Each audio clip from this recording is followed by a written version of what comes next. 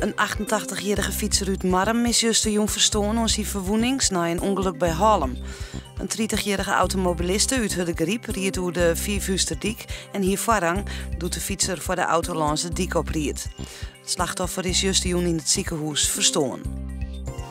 Het fietser Pieter Wening begint sneun in Utrecht om zijn zegde Tour de France.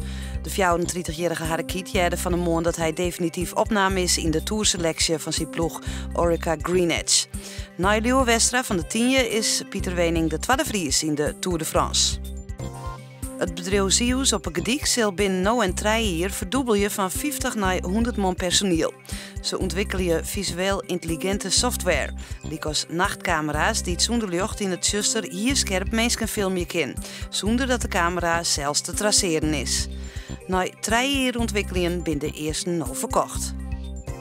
Op het station in Ljouwert komen na een aantal grote orenstations ektagongstekjes. De Kuiertunnel en verbinding tussen de Hollanderwiek en het centrum van de stad bleven vol iepen. Dat wie ik een wensk van het college van B&W van Ljouwert, omdat deze route een soort broekt wordt.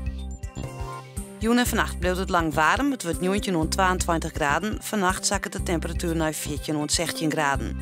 Morgen een tige warme sinneskindag, het wordt 30 graden. Dus die een matige en vrij krachtige eerstelijke wind.